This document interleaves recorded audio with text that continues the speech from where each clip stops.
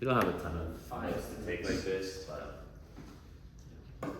I want to say today, I think if we kind of skip some days, I just wrote it down. Let me just look at it. It's like those horror movies that start off with like, today, I can't even remember.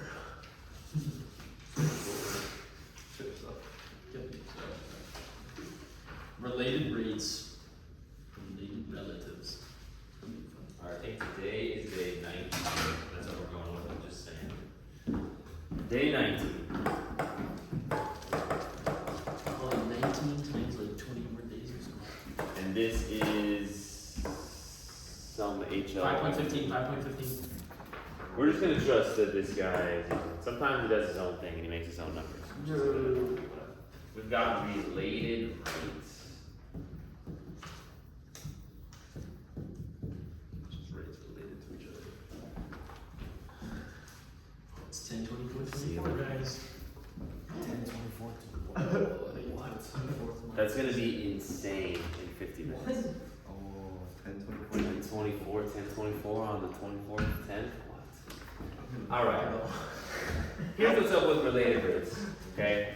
Related rates is all about changing shapes and shapes that are kind of moving in a bit. So this is going to be, I mean, that's really all it is. I don't really have a more fancy way to say it, but shapes, geometry, that. So we're going to be talking about how can we calculate different values as shapes and things change with related rates. And of course, rates is basically change. So related rates is changings that are all kind of set together. So here's just an idea of some things that we might be doing, okay? Maybe we have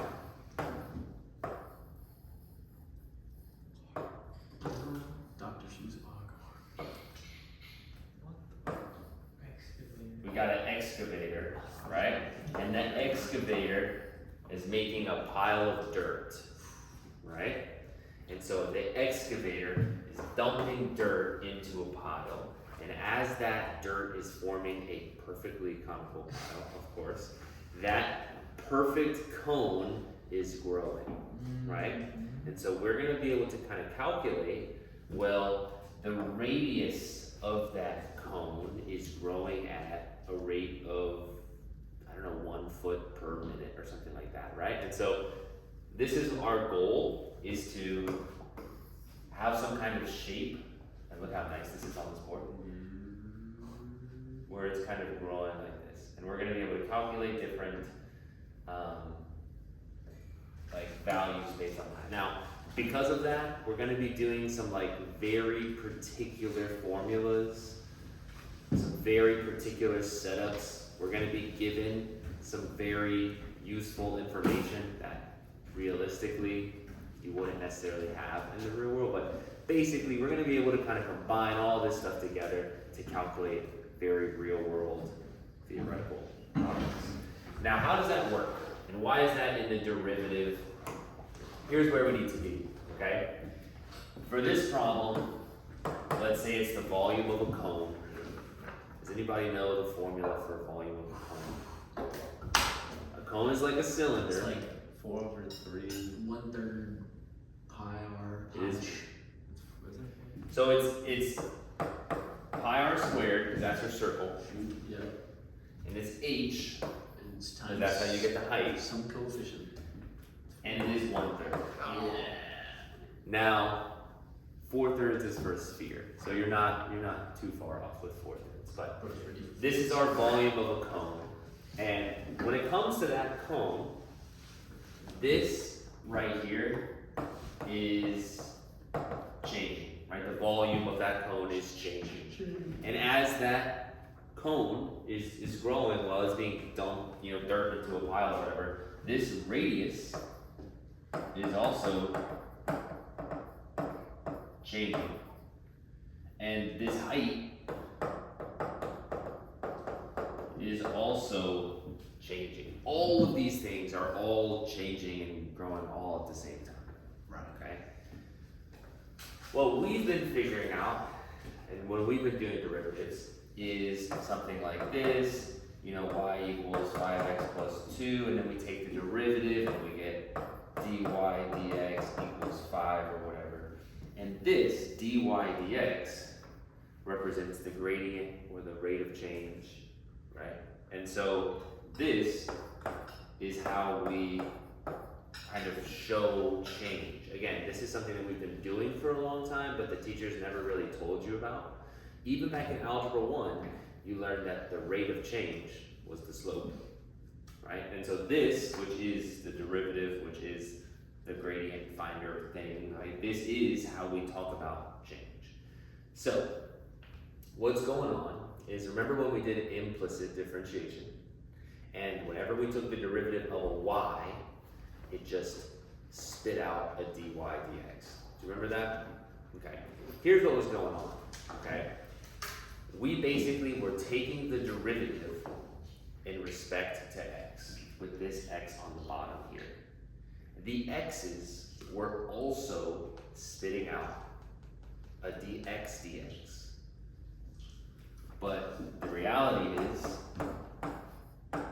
what's dx dx? Just 1. So we don't really need it. So the reason that the y was creating a dy dx is not because y is more special than x. It's because we chose x as our chosen variable. You basically need to choose one. Now, we did implicit differentiation and we had questions with y's and x's. But now that we're doing this, we have questions with volume, radius, height, and that's 3 variables. And so even if we choose one, we're going to have 2 that are going to spit out this changing type thing. The other difficulty is if we choose something like dx, that means changing in respect to x. Over here, if we tried to make something like maybe a dv dr, that would be very difficult to really comprehend, because it's like the change of the volume in terms of radius, and it just isn't really quite working out all that great when we try to go to the real world. So here's what's going to happen.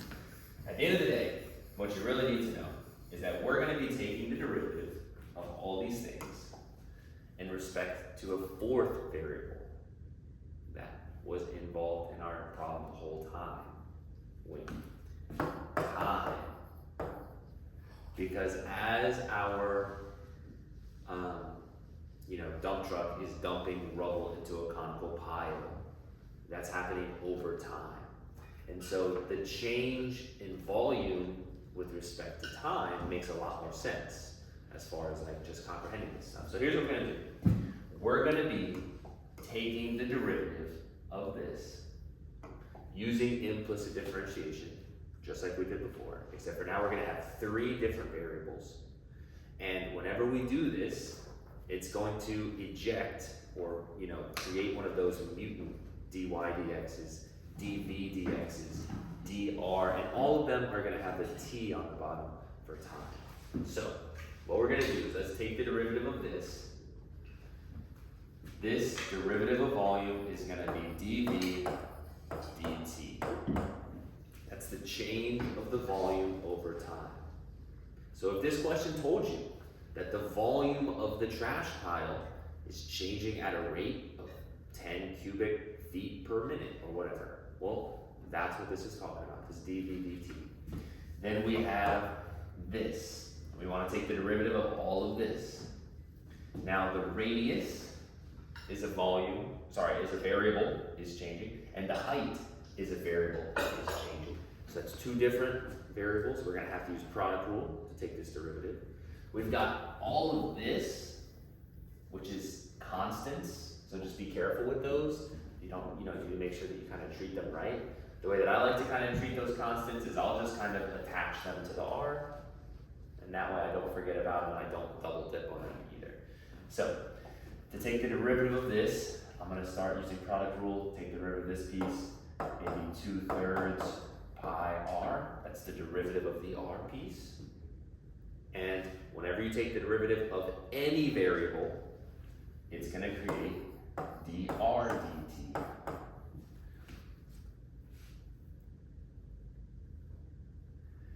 Then we're gonna have, we're still doing the product rule, h, just a normal h, the derivative of the first, leave the second one alone. No dh dt here, because we haven't taken the derivative of h yet. Then I'm gonna add to that 1/3 pi r squared, and then take the derivative of h, which is gonna be just a 1. But also, it's gonna eject that mutant dh dt. Well, it's the worst h ever. Give me a second chance.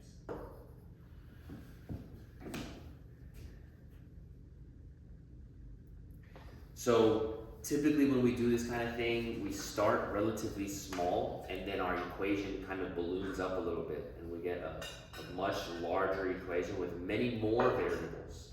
We started off with volume, radius, and height.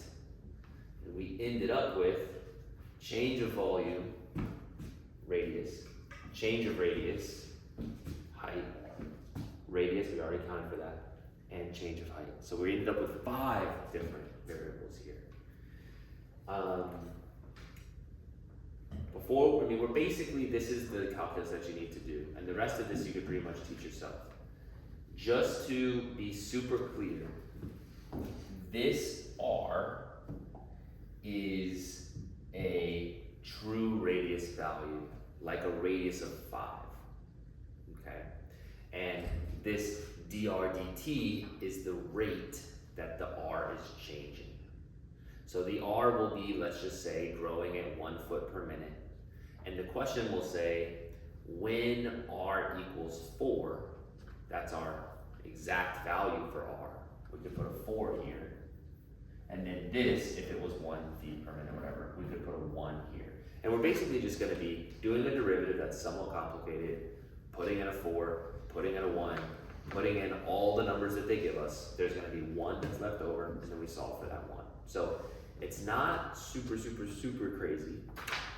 Most of the time the difficulty comes from take a derivative of some geometry, like a cone, like a cylinder, like some sort of cube that's growing. Sometimes they'll say an ice cube is melting. Sometimes they'll say, you know, a hot air balloon that's a sphere is being inflated and is growing, right? So all of these kind of silly little things. But they also could do something simple like triangles. So they could show you a triangle, and it's a right triangle, ABC.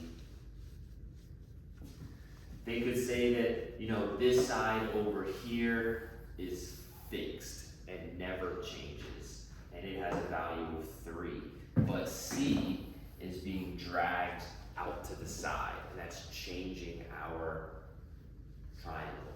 And it's the same thing, you're just gonna take a derivative and figure out what you got. So this could be the y value and the x value. Look for some formula, Pythagorean theorem. That could be x squared plus 3 squared equals y squared. Take the derivative of this formula. That would be 2x dx dt plus 0 equals 2y dy dt.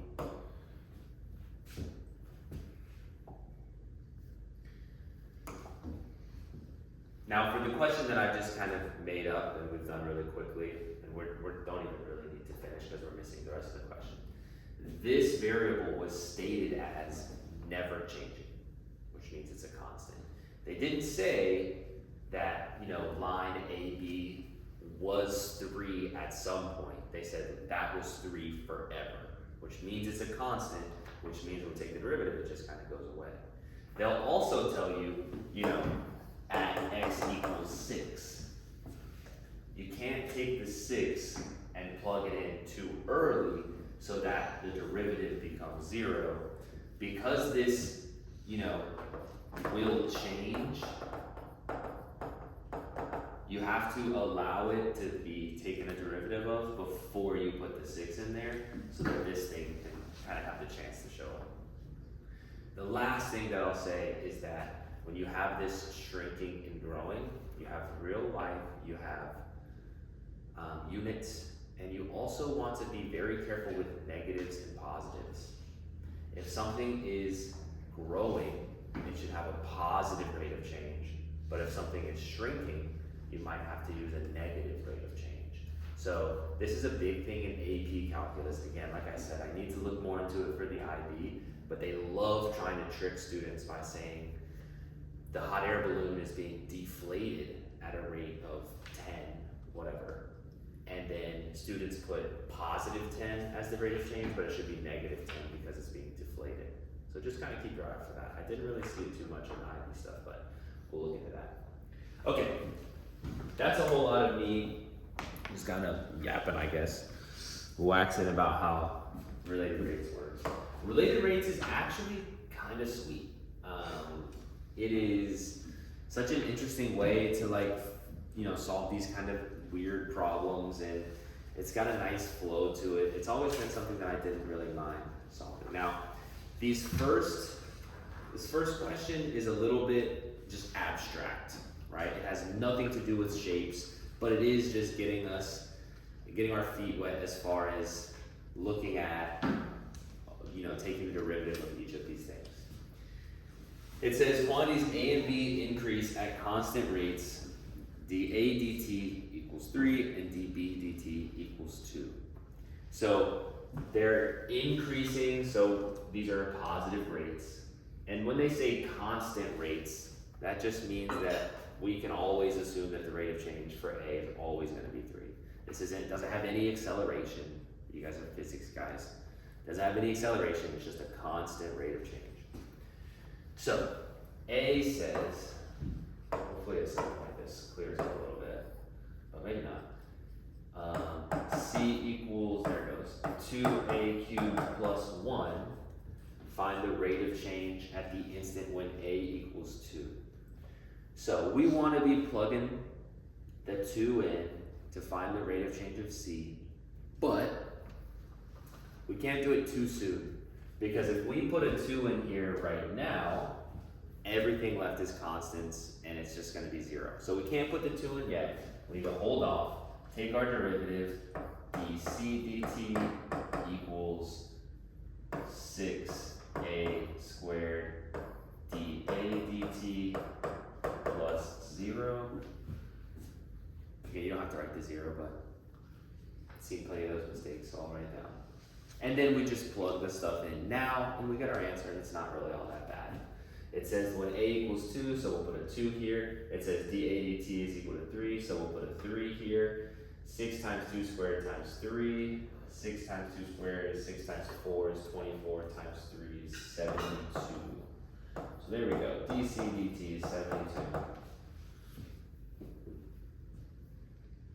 And mechanically related rates is not all that bad. Take your derivatives, create a whole bunch of these change things, and then plug stuff in.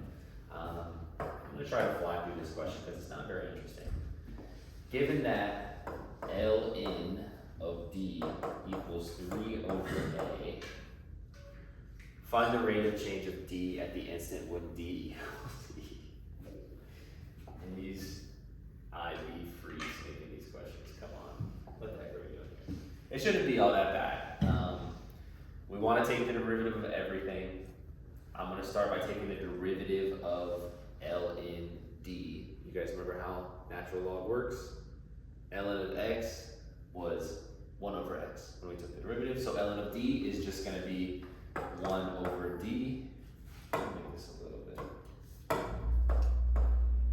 1 over D. That's also going to spit out the derivative, the dB dt, and that's going to be equal to, that's kind of like 3a negative 1, so negative 3 over a squared, and then that's also going to spit out dA dt.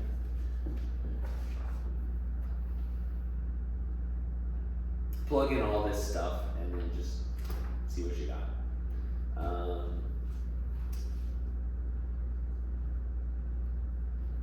we're going to figure out 1 over d. Well, d needs to be e, so we should have 1 over e dt is equal to negative 3 over 8. And we know that dA dt was listed up here as being 3. Now hold on for a second. If you're working faster than me, you might have gotten stuck here, thought about, well, what is A supposed to be? Am I just supposed to grab this A from the last question? You are not supposed to do that. So where are we supposed to get A from? Well, the most common place, if you get stuck and you're missing a variable, is use the original setup to find that variable. That is one thing that wasn't super popular when I was doing calculus, but I'm seeing it a ton in this IB stuff. We're not using this one anymore now that we're doing B. We do know this and this. And if we combine those two things together, we'll have the ln of E equals 3 over A, and then we can solve for A using only the information that we've been given. The ln of E is 1, and what number does A have to be to make that fraction 1? It has to be a 3. So the A should be 3 here. That gives us negative 3 times 3 divided by 3 squared. All of that stuff is just going to make negative 1. We have this 1 over E over here that we can multiply to the other side. So I'm pretty sure that dt should be negative E as a final answer. Yeah, not too bad. So if you get stuck missing a variable, go back and use the original. And let's finish this now. Given that P equals AB, find the rate of change. All right, shouldn't be too bad. We already did a warm-up question using product rule. So let's just power through this. P equals AB, that means that dP dt is equal to dA dt times B plus A dB dt. We know that A equals B equals 4, so this is going to be A and B are both 4. And then the original question told us that dA was 3 and dB was 2. So dA was 3 and dB was 2. So I got 12 plus 8 dP dt is equal to 20. I get very abstract, but we get the idea. You take the derivative, all the variables spit out the d blank dt, and then you plug the stuff in. Moving on. Do we want to do this question, or do we want to go away?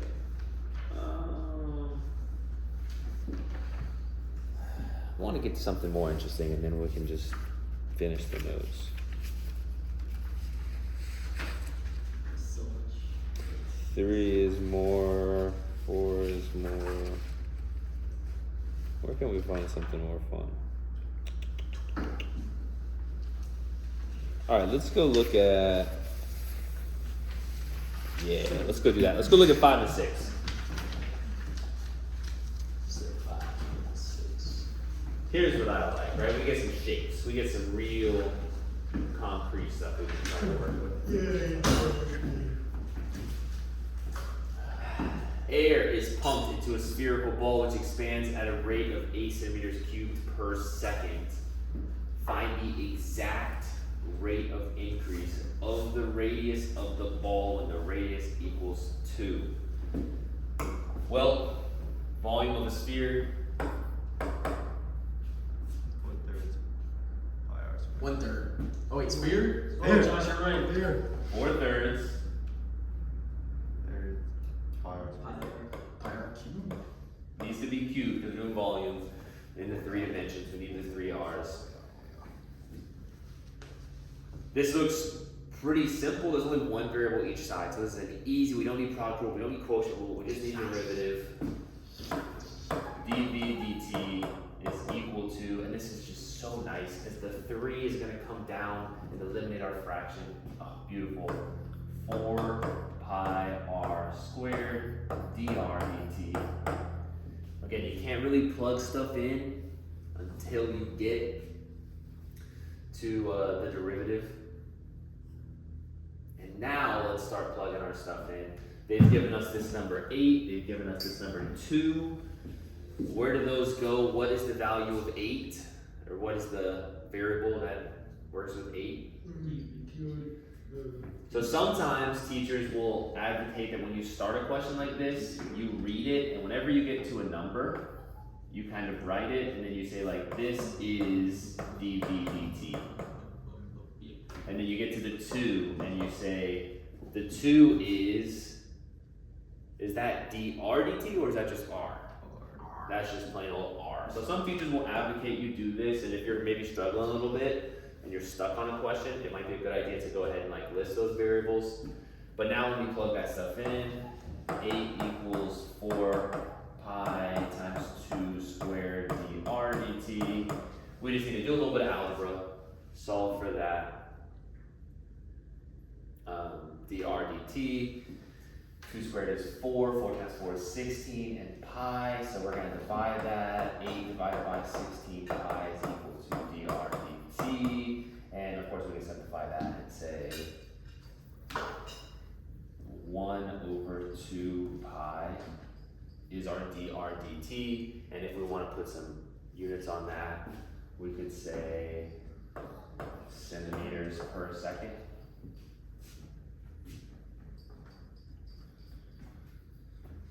So it's not really all that bad of a question. Take your derivative, plug your stuff in. No, not sweating too much. Here's one where we need to be a bit smarter. Definitely need to think a bit harder here. The following diagram shows an isosceles triangle ABC with AB equal to 10 and AC equals BC. Okay, of course it's isosceles. We probably could have guessed that. The vertex C is moving in a direction perpendicular to AB with a speed of 2 centimeters per second. All right, so here's what we got. This C is being dragged up. And when that's changing, that means that this side AC is going to be getting longer to try to keep up, and that this side BC is going to be getting longer to keep up. I'm also noticing that this bottom side here is not going to be changing at all. It's going to be staying put. C moving is not really going to be affecting that. All right, you guys help me. How are we going to approach this question, tackle this question? Do we have many formulas for isosceles triangles? Not really. Isosceles triangles, we know what they are, but like, can we just like split the triangle and it's the same thing as we did in the I like that, right? Can we just, who needs the whole thing, right? Let's just work with half this triangle and just kind of reframe this, because right triangles are great. We love right triangles. We know that sine, cosine, tangent work for right triangles. We know that Pythagorean theorem works for right triangles. So we got a lot of stuff that we can do with right triangles. Now let's think about the numbers that we were given. Can we give any numbers to this? I think it's 5. Yeah, good call. 5, I like that we cut that in half. 10 obviously is the full bottom. We're only working with half of it now. And then 2, what is 2? I think we can do that later, because I'm pretty sure it's rate of change. It is, right? So 2 is our dc dt, right? Because it's how much c is changing, how much c is being pulled up there.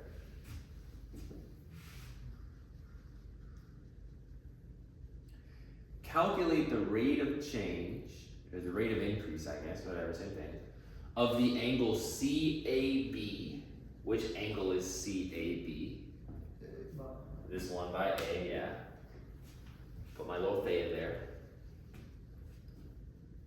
at the moment the triangle is equilateral. That's pretty important as well. Now, I like what Don was on, great little strategy there. Cut this triangle in half. It looks like a Pythagorean theorem. That's what we did in our little warm-up, and that would work great. But what is our goal for this question?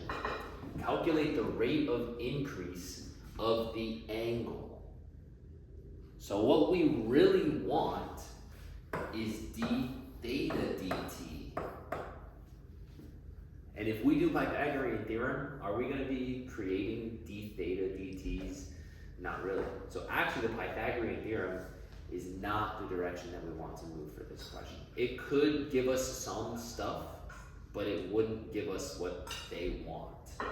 Maybe we'll keep it in the back of our mind, like something we might want down the line, but instead we need to use some sort of theta involving formula for this question.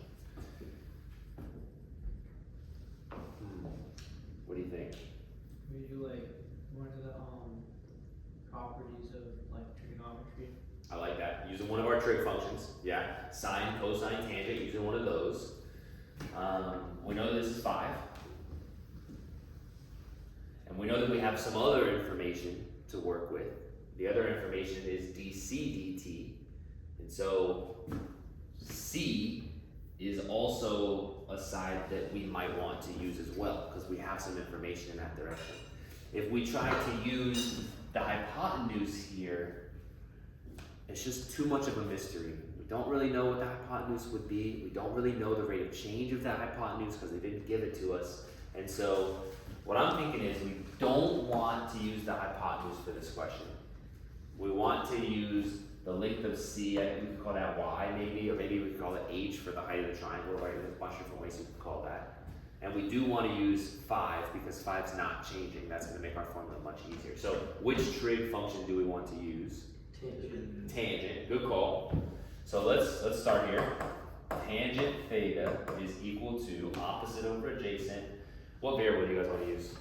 Doesn't matter, but x, y, h. I use y. Okay, sure. Y. Y over 5, opposite over adjacent. I might even just multiply that 5 over this side, right? There we go. That's much nicer. 5 tangent theta equals y. And I guess it's just time for the derivative, right? We've got all this stuff in there, so let's go for the derivative. What's the derivative of tangent? Secant squared. Nice call, secant squared. And the derivative of y is just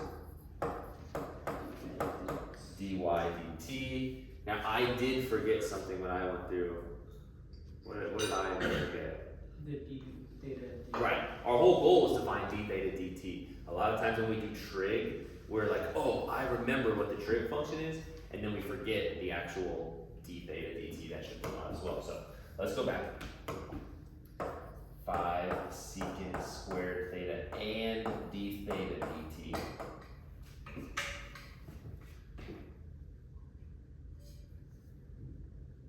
Now we know some of this stuff, right?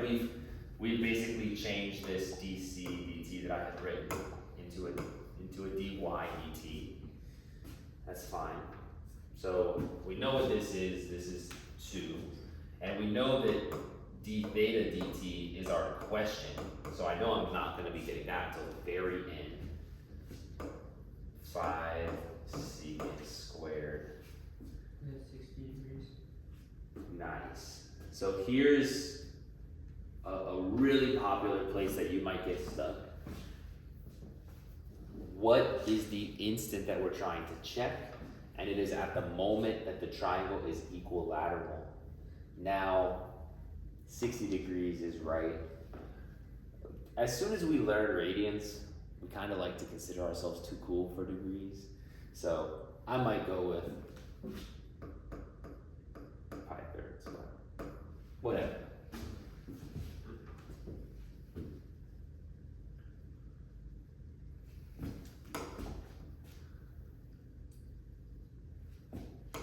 And And now we've got no variables left except for the one we're looking for, so let's solve for it. That would be 5, what is secant of 60 or secant of pi thirds?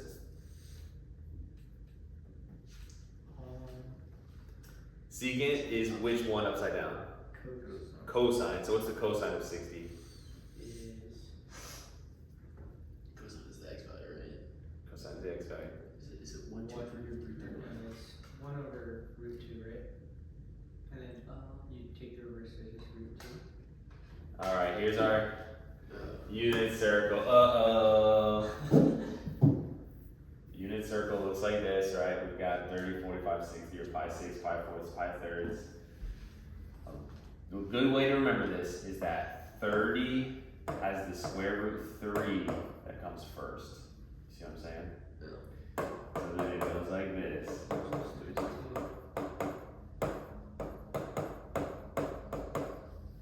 So we're dealing with 60 or pi thirds. We're up here. We want the cosine. We want the 1/2. And what's the secant? 2. Just 2. They've done that on purpose, right? Very nice for us. 2 squared, don't forget it's squared, so secant squared, d theta dt equals 2. 2 squared is 4, times 5 is 20, divide that to the other side, and I got d theta dt is equal to 2 divided by 20, or 1/10. Can we slap some units on that? That is the change of the degree, so I would probably go with something like radians per second. So, we did some abstract questions. We did a nice little easy shape question, and then we did it, honestly this is a pretty tough question that is really making you think and how you're gonna set this up. At the same time, it's formulas you already know, or you already should know, or they're in the formula booklet, and you take the derivative of that formula and then you plug the stuff in. So, sweet, that's related rates. That's the end of